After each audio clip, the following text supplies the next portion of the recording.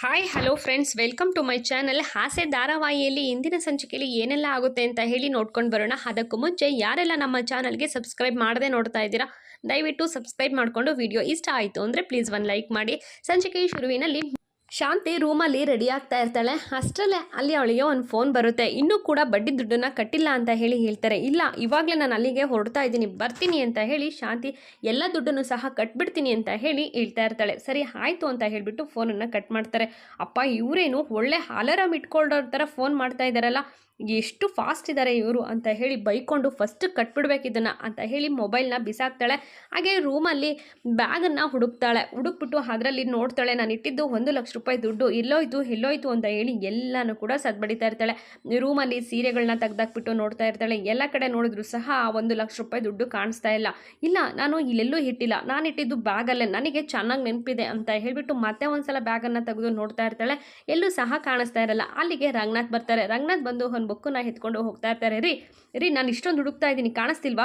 ನಲ್ಲ ಹಿಡ್ಕೊ ಅಂತ ಹೇಳಿ ದುಡ್ಡನ್ನು ಕೊಟ್ಬಿಟ್ಟು ಆಲ್ರೆಡಿ ಎತ್ಕೊಂಡ್ಬಿಟ್ರಾ, ಅಲ್ಲಿ ಎಲ್ಲ ತಗೊಂಡ್ಬಿಟ್ರಾ ಅಂತ ಹೇಳಿ ಕೇಳಿಸ್ತಾಳೆ. ಹೌದು ಕಣೆ, ಚಳಿ ಅಂತ ಹೇಳಿ ಸ್ವಲ್ಪ ತಗೊಂಡ್ಬಿಟ್ಟೆ ಅಂತ ಹೇಳಿ ಹೇಳ್ತಾರೆ ರಂಗನಾಥ್. ಏನ್ನ ಅಂತ ಕೇಳಿದಾಗ ಕಾಫಿನಾ ಅಂತ ರಂಗನಾಥ್ ಹೇಳ್ತಾರೆ. ನಾನು ಸೀರಿಯಸ್ ಆಗಿ ಕೇಳ್ತಾ ಇದ್ರೆ ನೀವು ಕಾಮಿಡಿ ಮಾಡ್ತಿದ್ದೀರಾ. ನೀವು ನನಗೆ ಮೊನ್ನೆ 1,00,000 ರೂಪಾಯಿ ದುಡ್ಡು ಕೊಟ್ರಲ್ವಾ, ಆ 1,00,000 ರೂಪಾಯಿ ದುಡ್ಡು ಕಾಣಿಸ್ತಿಲ್ಲ ರೀ, ನೀವು ತಗೊಂಡಿದ್ದೀರಾ ತಾನೆ ಅಂತ ಹೇಳಿ ಹೇಳಿದಾಗ, ಇಲ್ಲ ಕಣೆ, ನಿನ್ನ ಕೈ ಕೊಟ್ಟ ಮೇಲೆ ನಾನು ಅದನ್ನು ಕನಸಲ್ಲೂ ಸಹ ನೋಡಿಲ್ಲ ಅಂತ ಹೇಳಿಬಿಟ್ಟು ರಂಗನಾಥ್ ಹೇಳ್ತಾರೆ. ಹೌದಾ, ನೀವು ತಗೊಂಡಿಲ್ವಾ ಅಂತಂದಾಗ, ಇಲ್ಲ ಕಣ್ರಿ, ಮನೆಯೆಲ್ಲ ಹುಡುಕ್ತಾ ಇದ್ದೀನಿ, ಇಲ್ಲೆಲ್ಲೂ ಕಾಣಿಸ್ತಾ ಇಲ್ಲ, ದುಡ್ಡು ಎಲ್ಲೋಯ್ತು ಅಂತಲೇ ಗೊತ್ತಿಲ್ಲ, ಇದೇ ಪರ್ಸಲ್ಲೇ ಇಟ್ಟಿದ್ದೆ, ಆದರೂ ಕೂಡ ಕಾಣಿಸ್ತಿಲ್ಲ ಅಂತ ಹೇಳಿ ಶಾಂತಿ ಹೇಳ್ತಾಳೆ. ಇನ್ನೊಂದ್ಸಲ ಚೆಕ್ ಮಾಡೆ, ಇಲ್ಲೇ ಎಲ್ಲೋ ಇರುತ್ತೆ ನೋಡೆ ನಿಧಾನವಾಗಿ ಅಂದಾಗ, ಇಲ್ಲ ರೀ ಇಲ್ಲ ಅಂತ ಹೇಳಿಬಿಟ್ಟು ಹಾಲಿಗೆ ಬರ್ತಾಳೆ. ಹಾಲಿಗೆ ಬಂದು ತುಂಬಾ ಟೆನ್ಷನ್ ಆಗಿ, ಆ ದುಡ್ಡು ಸಿಗಲಿಲ್ಲ ಅಂದರೆ ನಿನಗೆ ಮಾಡ್ತೀನಿ ನೋಡು ಅಂತ ಹೇಳಿ ರಂಗನಾಥ್ ಕೂಡ ಹೇಳ್ತಾ ಇರ್ತಾರೆ. ಹಾಗೆ ಮನೋಜ ಅಂತ ಹೇಳಿ ಮನೋಜನ್ನು ಕೂಡ ಕರೀತಾರೆ. ಮನೋಜ ಹಾಗೆ ರೋಹಿಣಿ ಏನಮ್ಮ ಅಂತ ಹೇಳಿ ಅಲ್ಲಿಗೆ ಬರ್ತಾರೆ. ಮೊನ್ನೆ ನಿಮ್ಮ ಅಪ್ಪನ ದುಡ್ಡು ಬಂತಲ್ಲ, ಆ ದುಡ್ಡು ನನ್ನ ಕೈ ಕೊಟ್ಟಿದ್ರಲ್ವ, ಆ ದುಡ್ಡೇನಾದರೂ ನೋಡ್ದ ಅಂತ ಹೇಳಿ ಕೇಳ್ತಾರೆ. ಆ ದುಡ್ಡ ಅಂತ ಹೇಳಿ ಮನೋಜ ಹೇಳಿಬಿಟ್ಟು, ಹಾಗೇನೆ ಅಮ್ಮ ಆ ದುಡ್ಡ ನನಗೇನು ಅಮ್ಮ ಗೊತ್ತು, ಆ ದುಡ್ಡು ನಾನೇನು ನೋಡಿಲ್ಲ ಅಂತ ಹೇಳಿ ಮನೋಜ ಹೇಳ್ತಾನೆ. ಹೌದಲ್ವಾ, ನಿನಗೇನು ಗೊತ್ತು ಪಾಪ, ನೀನು ಅದು ನೋಡೇ ಇಲ್ಲ ಅಂತ ಹೇಳಿ ಶಾಂತಿ ಹೇಳ್ತಾ ಇರ್ತಾರೆ. ಹಾಗೆ ರವಿನೂ ಕೂಡ ಅಲ್ಲಿಗೆ ಬರ್ತಾರೆ. ರವಿ, ನೀನೇನಾದರೂ ದುಡ್ಡು ನೋಡ್ದೇನೋ ಅಂತ ಕೇಳಿದಾಗ, ಯಾವ ದುಡ್ಡಮ್ಮ, ಏನು ನಿಜ ಹೇಳೋ, ಖರ್ಚಿಗೇನಾದರೂ ಎತ್ಕೊಂಡಿದ್ಯಾ ಹೇಗೆ ಅಂತ ಶಾಂತಿ ಕೇಳಿದಾಗ, ಇಲ್ಲ ಅಮ್ಮ, ನನಗೆ ಯಾವ ಖರ್ಚಿರುತ್ತೆ, ನಾನು ಆ ದುಡ್ಡನ್ನೇ ನೋಡಿಲ್ಲ ಅಂತ ರವಿ ಹೇಳ್ತಾನೆ. ಹಾಗೆ ಸೂರ್ಯ ಮತ್ತು ಮೀನಾ ಅಲ್ಲಿಗೆ ಬರ್ತಾರೆ. ಟಿಫನ್ ಕೊಡ್ಬಾರೆ ಅಂತ ಹೇಳಿ ಮೀನಾಗೆ ಹೇಳಿದಾಗ ಟಿಫನ್ ಕೊಡೋದಕ್ಕೆ ರೆಡಿ ಆಗ್ತಾ ಇರ್ತಾರೆ. ಆಗ ಶಾಂತಿ ಇದ್ದವರು, ಅವನೇನಾದರೂ ನೋಡಿದನಾ ಕೇಳು ಅಂತ ಹೇಳಿದಾಗ, ಏನು ನೋಡಿರೋದು ಅಂತ ಹೇಳಿ ಈ ಕಡೆ ಸೂರ್ಯ ಹೇಳ್ತಾನೆ. ಅದೇ ದುಡ್ಡು ಕಾಣಿಸ್ತಿಲ್ವಂತೆ 1,00,000 ರೂಪಾಯಿ ಅಂತ ಹೇಳಿ ರವಿ ಹೇಳ್ತಾನೆ. ಓ ಅಪ್ಪ, ನಾನು ಹೇಳಿಲ್ವಾ ಆ ದುಡ್ಡನ್ನ ಭದ್ರವಾಗಿಡು ಅಂತ ಹೇಳಿ? ಏನಪ್ಪ ನೀನು, ಕೊನೆಗೂ ಆ ದುಡ್ಡು ಹೋಗ್ಬಿಡ್ತಾ, ಇವನೇ ಕತ್ಕೊಂಡು ಹೋಗಿರೋದು, ಇವನು ಬಿಟ್ಟರೆ ಇನ್ಯಾರು ಕತ್ಕೊಂಡು ಹೋಗಿರ್ತಾನೆ, 22 ಲಕ್ಷದ ಜೊತೆಗೆ ಇದು ಒಂದು 23 ಲಕ್ಷ ಎಲ್ಲ ಸೇರ್ಕೊಡೋದಕ್ಕೆ ಹೇಳಪ್ಪ ಅಂತ ಹೇಳಿ ಹೇಳ್ತಾ ಇರ್ತಾರೆ. ಹಾಗೆ ಅವನ ಮಾತಿಗೆ ಈ ಕಡೆ ರೋಹಿಣಿನೂ ಕೂಡ ತುಂಬಾನೇ ಕೋಪ ಮಾಡ್ಕೊಳ್ತಾ ಇರ್ತಾರೆ. ಸೂರ್ಯ ಅವರೇ, ನಿನಗೆ ಮಾತಾಡೋದಕ್ಕೆ ಬರೋದಿಲ್ವಾ? ಮಾತಿಗೂ ಮುಂಚೆ ಯೋಚನೆ ಮಾಡಿ ಮಾತಾಡಬೇಕು ಅನ್ನೋದು ಗೊತ್ತಾಗೋದಿಲ್ವಾ ನಿಮಗೆ? ಮಾತೆತ್ತಿದ್ರೆ ಸಾಕು ಇವರಿಗೆ ಕಳ್ಳ ಅಂತ ಹೇಳ್ತಿರಲ್ಲ, ಇವರು ಮನೆ ಮಗ ಆಗಿ ಮನೆ ದುಡ್ಡನ್ನ ಕದೀತಾರ ಅಂತ ಹೇಳಿ ರೋಹಿಣಿ ಹೇಳ್ತಾಳೆ. ಅಯ್ಯೋ ಪೌಡ್ರಮ್ಮ, ಸಲ 22 ಲಕ್ಷ ತಗೊಂಡೋಗಿದ್ದು ಕೂಡ ನಮ್ಮನೆ ದುಡ್ಡೇ, ಪಕ್ಕದ ಮನೆಯವ್ರದ್ದಲ್ಲ ಅಂತ ಹೇಳ್ಬಿಟ್ಟು ಸೂರ್ಯ ಹೇಳ್ತಾನೆ.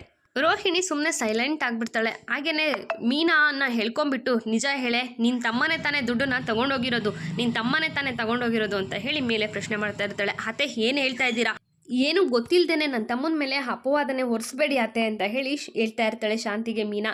ಆಗ ನನಗೆ ಗೊತ್ತು ಕಣೆ, ಅವತ್ತು ಕಳ್ಳನ ಥರ ಬಂದಲ್ಲ, ಅವತ್ತೇ ನನಗೆ ಗೊತ್ತಾಗಬೇಕಿತ್ತು, ನನಗೆ ಗೊತ್ತಾಗಲಿಲ್ಲ, ಅವನೇ ಕತ್ಕೊಂಡೋಗಿರೋದು, ನನ್ನ ಬೈಕ್ ಕತ್ಕೊಂಡೋಗಿರೋದು ಅವನೇ, ಇವಾಗ ದುಡ್ಡು ತಗೊಂಡೋಗಿರೋದು ಅವನೇ ಅಂತ ಹೇಳಿ ಶಾಂತಿ ವಾದಿಸ್ತಾಳೆ. ಇನ್ನು ರಂಗನಾಥ್, ನೀನೇನು ಗೊತ್ತಿಲ್ಲದೇನೆ ಈ ರೀತಿ ಒಬ್ಬರ ಮೇಲೆ ತಪ್ಪನ್ನ ಹೊರಿಸ್ಬಾರ್ದು ಅಂತ, ಸರಿಯಾಗಿ ಹುಡುಕು, ನೀನು ಎಲ್ಲಿ ಏನು ಕಳ್ಕೊಂಡಿದ್ಯಾ ಅನ್ನೋದನ್ನ ಸರಿಯಾಗಿ ವಿಚಾರಿಸು ಅಂತ ಹೇಳಿ ರಂಗನಾಥ್ ಕೂಡ ಕೇಳ್ತಾ ಇರ್ತಾರೆ. ಇಲ್ಲ ರೀ, ನೀವು ನನಗೆ ಬಯೋದಕ್ಕೆ ಬರಬೇಡಿ, ನನಗೆ ಚೆನ್ನಾಗಿ ಗೊತ್ತು ಅವನೇ ಕತ್ಕೊಂಡು ಹೋಗಿರೋದು ಅಂತ ಹೇಳಿ ಶಾಂತಿ ಹೇಳ್ತಾ ಇರ್ತಾರೆ. ಹಾಗೇನೆ, ಹೌದಾ, ನೀವು ಅವನ ಮೇಲೆ ಅಪವಾದೆ ಹೊರಿಸ್ತಾ ಇದ್ದೀರಿ ಅಲ್ವಾ, ಅವನು ನಿಮ್ಮನ್ನ ಕ್ಷಮೆ ಕೇಳಕ್ಕೆ ಅಂತ ಬಂದಿದ್ದು, ಅವನನ್ನ ಕಳ್ಳ ಅಂತ ಹೇಳ್ತಾ ಇದ್ದೀರಾ, ಸರಿ ಆಗಿದ್ರೆ ಪೊಲೀಸ್ಗೆ ಫೋನ್ ಮಾಡಿ ಅಂತ ಹೇಳಿ ಸೂರ್ಯನು ಹೇಳ್ತಾನೆ. ಈ ಕಡೆ ಮನೋಜನ್ಗೆ ತುಂಬಾನೇ ಶಾಕ್ ಆಗ್ತಾ ಇರುತ್ತೆ. ಮನೋಜನ್ಗೆ ಕಳ್ಳ ಕತ್ಕೊಂಡಿರೋದು ಮನೋಜ ಆಗಿರೋದ್ರಿಂದ ಅವನಿಗೆ ಫೋನ್ ಮಾಡೋದಕ್ಕೆ ಕೈಗೆ ಬರ್ತಾ ಇರಲ್ಲ. ಮನೋಜ ಫೋನ್ ಮಾಡೋ ಅಂತ ಶಾಂತಿನೂ ಕೂಡ ಹೇಳ್ತಾ ಇರ್ತಾರೆ. ಪೊಲೀಸ್ನವರೇ ಬರಲಿ, ಎಲ್ಲನೂ ಕೂಡ ಸರಿ ಮಾಡ್ತಾರೆ ಅಂತ ಹೇಳ್ತಾ ಇರ್ತಾರೆ. ಇನ್ನೊಂದು ಕಡೆ, ಬೇಡ ರೀ ಬೇಡ ಅತ್ತೆ, ಕೈ ಮುಗಿದು ಕೇಳ್ಕೊಳ್ತಿದ್ದೀನಿ, ಅವನು ಹೋದ ಹುಡುಗ, ಒಂದ್ಸಲ ತಪ್ಪು ಮಾಡಿದ್ದಾನೆ ಅಂದರೆ ಪದೇ ಪದೇ ಹಾಗೆ ಮಾಡೋದಿಲ್ಲ, ಅವನ ಕೆಲಸ ಮಾಡಿಲ್ಲ ಅತ್ತೆ ಅಂತ ಹೇಳಿ ಮೀನಾ ಬೇಡ್ಕೊಳ್ತಾ ಇರ್ತಾಳೆ. ನಿಮ್ಮ ಕಾಲಿಗೆ ಬಿದ್ದು ಬೇಡ್ಕೊಳ್ತೀನಿ ಅಂತೆ, ಪ್ಲೀಸ್ ಹಾಗೆಲ್ಲ ಮಾಡಬೇಡಿ, ಪೊಲೀಸ್ನವರು ಮತ್ತೆ ಅವನ್ನ ಅರೆಸ್ಟ್ ಮಾಡ್ಕೊಂಡು ಹೋದರೆ ಅವನಿಗೆ ಓದೋದಕ್ಕೆ ತುಂಬಾ ಕಷ್ಟ ಆಗುತ್ತೆ, ಹಾಗೆಲ್ಲ ಮಾಡಬೇಡಿ ಅಂತ ಹೇಳಿ ಮೀನಾ ಬೇಡ್ಕೊಳ್ತಾ ಇರ್ತಾರೆ. ಸೂರ್ಯ ಇದ್ದವರು, ಯಾಕಮ್ಮ ನೀನು ಇಷ್ಟೊಂದೆಲ್ಲ ಬೇಡ್ಕೊಳ್ತಾ ಇದೆಯಾ, ಅವ್ನು ಕದ್ದಿಲ್ಲ ಅಂತ ನಿನಗೂ ಗೊತ್ತು ನನಗೂ ಗೊತ್ತು ಅಲ್ವಾ, ಹಾಗಿದ್ಮೇಲೆ ಯಾಕೆ ನಾವು ತಲೆ ಕೆಡಿಸ್ಕೋಬೇಕು, ಪೊಲೀಸ್ನಲ್ಲೇ ಬರ್ರಿ, ಯಾರು ಕದ್ದಿದ್ದಾರೆ ಅನ್ನೋದು ಅವರೇ ಎಲ್ಲ ತೀರ್ಮಾನ ಮಾಡ್ತಾರೆ ಎಂದಾಗ, ಏನಪ್ಪ ಸೂರ್ಯ ಇದೆಲ್ಲ ಏನೋ ಅಂತ ಹೇಳಿ ರಂಗನಾಥ್ ಕೂಡ ಹೇಳ್ತಾ ಇರ್ತಾರೆ. ಹಾಗೆಯೇ ನನಗೆ ತಿಂಡಿ ಬಡಿಸ್ಬಾರಮ್ಮ, ನೀನು ತಿಂಡಿ ಬಡಿಸ್ಬಾರಮ್ಮ ಅಂತ ಹೇಳಿ ಹಾಗೆ ಮೀನನ್ನ ಕರೀತಾರೆ. ಅಪ್ಪ ನಿನಗೆ ಹೊಟ್ಟೆ ಹಸ್ತಿಲ್ವಾ ಅಂತ ಹೇಳಿ ಅಪ್ಪನ್ನು ಕೇಳಿದಾಗ, ನನಗೂ ಹೊಟ್ಟೆ ಹಸ್ತಿದೆ ಅಂತ ಹೇಳಿಬಿಟ್ಟು ರಂಗನಾಥ್ ಹೇಳ್ತಾ ಇರ್ತಾರೆ. ರವಿ ನಾನು ಇವಾಗ ಡ್ಯೂಟಿಗೆ ಹೋಗೋ ಅಂತ ಹೇಳಿ ರವಿನ ಕಳಿಸ್ತಾನೆ ಅಲ್ಲಿಂದ ಸೂರ್ಯ.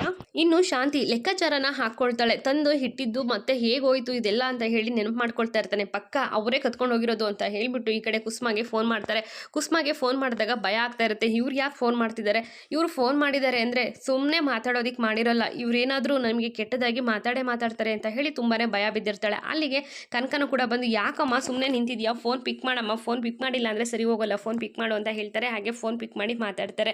ಈ ಕಡೆ ನಿನ್ನ ಮಗ ಮಂಜ ನಮ್ಮ ಮನೇಲಿ 1 ಲಕ್ಷ ರೂಪಾಯಿ ದುಡ್ಡು ತಗೊಂಡು ಹೋಗಿದ್ದಾನೆ, ಚೆನ್ನಲ್ಲಿ ಹೋಟ್ಲಿಗೆ ಹೋಗಿ ಚೆನ್ನಾಗಿ ತಿಂತಾ ಇದ್ದೀರಾ, ತಿನ್ನಿ ಚೆನ್ನಾಗಿ ತಿನ್ನಿ, ಬಿಟ್ಟಿ ದುಡ್ಡು ಕೈಯಲ್ಲಿದೆ ಅಂದಾಗ ತಿನ್ನಲೇಬೇಕು, ಹಾಗೆ ಟಿಪ್ಸ್ ಕೂಡ ಕೊಟ್ಬಿಟ್ಟು ಬನ್ನಿ ಅಂತ ಹೇಳಿ ಹೇಳ್ತಾ ಇರ್ತಾರೆ. ಅಮ್ಮವ್ರೆ ನೀವು ಏನು ಹೇಳ್ತಾ ಇದ್ದೀರಾ ಅಂತ ನನಗೆ ಗೊತ್ತಾಗ್ತಿಲ್ಲ ಅಂತ ಹೇಳಿ ಕುಸುಮ ಕೇಳಿದಾಗ, ಹೌದು ನಿಮ್ಮ ಮಗ ಇದಾನಲ್ಲ ಮಂಜ, ನಮ್ಮನೇಲಿ 1 ಲಕ್ಷ ರೂಪಾಯಿ ದುಡ್ಡನ್ನ ಕತ್ಕೊಂಡು ಹೋಗಿದ್ದಾನೆ, ತಗೊಂಬಂದು ಕೊಡದೇ ಇದ್ರೆ ಪೊಲೀಸ್ನವರಿಗೆ ಕಂಪ್ಲೇಂಟ್ ಕೊಟ್ಟು ಒದ್ದು ಒಳಗಾಕಿಸ್ತೀನಿ ಅಂತ ಹೇಳಿ ಶಾಂತಿ ಹೇಳ್ತಾಳೆ. ಅವರಿಗೆ ತುಂಬಾ ದುಃಖ ಸ್ಟಾರ್ಟ್ ಆಗುತ್ತೆ.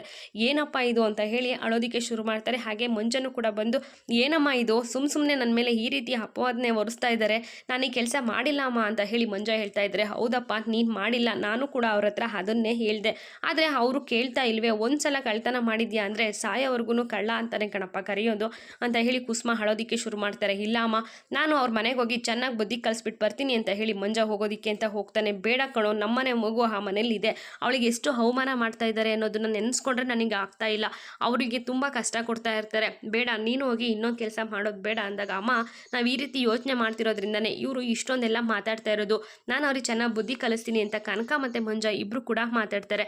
ಅಮ್ಮ ಅವನೊಬ್ಬನ್ನೇ ಕಳಿಸೋದು ಬೇಡ ಅಮ್ಮ, ನಾವು ಅಷ್ಟರು ಹೋಗ್ಬಿಟ್ಟು ನಾವು ಮಾಡಿಲ್ಲ ಈ ತಪ್ಪನ್ನ, ನಮ್ಮ ಮೇಲೆ ಏನಕ್ಕೆ ಈ ರೀತಿ ಮಾತಾಡ್ತಾ ಇದ್ದೀರಾ ಅಂತ ಮಾತಾಡಿ ಅವ್ರಿಗೆ ಹೇಳ್ಬಿಟ್ಟು ಬರೋಣ ಅಮ್ಮ, ನಾವು ಹೋಗಿಲ್ಲ ಅಂದರೆ ಸರಿ ಹೋಗೋದಿಲ್ಲ, ಇಲ್ಲಿಗೆ ಪೊಲೀಸ್ನವ್ರು ಬಂತು ಅಂತಂದರೆ ನಮ್ಮ ಮರ್ಯಾದೆ ಹೋಗುತ್ತೆ ಅಮ್ಮ ಅಂತ ಹೇಳಿ ಕನಕ ಕುಸುಮ ಹಾಗೆ ಮಂಜ 3 ಜನನು ಕೂಡ ಅವ್ರ ಮನೆ ಹತ್ರ ಬರ್ತಾರೆ. ನೀವು ಒಳಗೆ ಹೋಗಿ ಹೇಗೆ ಬೇಕೋ ಹಾಗೆ ಮಾತಾಡಬೇಡಿ, ಅವ್ರು ಏನೇ ಮಾತಾಡಿದ್ರು ನಾನು ಮಾತಾಡ್ತೀನಿ, ನೀವು ಸುಮ್ಮನೆ ಇರಬೇಕು ಅಂತ ಹೇಳಿ ಕುಸುಮನು ಹೇಳ್ತಾರೆ. ಹಾಗೆಯೇ ಒಳಗೆ ಬರ್ಬೋದಾ ಅಂತ ಹೇಳಿ ಕೇಳ್ತಾರೆ. ಇರಿ 1 ನಿಮಿಷ ಇರಿ, ಆರತಿ ತರೋದಕ್ಕೆ ಹೇಳ್ತೀನಿ, ಆರತಿ ತಂದಮೇಲೆ ಒಳಗೆ ಬರುವಂತ್ರಿ, ಮಂಜ ಬರ್ತಾ ಇದ್ದಾನೆ ಅಂದರೆ ಹಾಗೆ ಕರ್ಕೊಳ್ಳೋದಕ್ಕಾಗುತ್ತೆ ಅಂತ ಹೇಳಿ ಶಾಂತಿ ಕೊಂಕ್ ಮಾತಾಡ್ತಾಳೆ. ಅಲ್ಲಿಗೆ ಮೀನನು ಕೂಡ ಓಡ್ ಬರ್ತಾಳೆ. ಓ ಬಂದ್ಯಾ, ಹೋಗು ಆರತಿ ಮಾಡಿ ನಿನ್ನ ತಮ್ಮನ್ನ ಒಳಗೆ ಕರ್ಕೊಂಬರಗು ಅಂತ ಹೇಳಿ ಹೇಳ್ತಾಳೆ. ಮೀನಾ ಓಡ್ ಬಂದು, ಅಮ್ಮ ಇಲ್ಲಿಗೆ ಯಾಕಮ್ಮ ಬರೋದಿಕ್ಕೆ ಹೋದೆ, ನಾನೇ ಮನೆಗೆ ಬರ್ತಿದ್ನಲ್ಲಮ್ಮ ಅಂತ ಹೇಳಿ ಹೇಳ್ತಾರೆ. ಅಲ್ಲೇನೆ ಗುಸು ಅಂತ ಮಾತಾಡ್ತಾ ಇರೋದು, ಅವ್ರನ್ನ ಬರೋದಿಕ್ಕೆ ಹೇಳಿದ್ದು ನಾನೇ ಅಂತ ಹೇಳಿ ಶಾಂತಿ ಹೇಳಿದಾಗ ಕೈ ಹಿಡ್ದು ಒಳಗೆ ಕರ್ಕೊಂಬರ್ತಾರೆ. ಇಲ್ಲಿಗೆ ಸಂಚಿಕೆ ಮುಕ್ತಾಯವಾಗುತ್ತದೆ ಸ್ನೇಹಿತರೆ. ಮುಂದಿನ ಸಂಚಿಕೆಯಲ್ಲಿ ಏನೆಲ್ಲ ಆಗುತ್ತೆ ಅಂತ ಹೇಳಿ ತಪ್ಪದೆ ವೀಕ್ಷಿಸೋಣ. ಅಲ್ಲಿವರೆಗೂ take care and bye. Thank you for watching.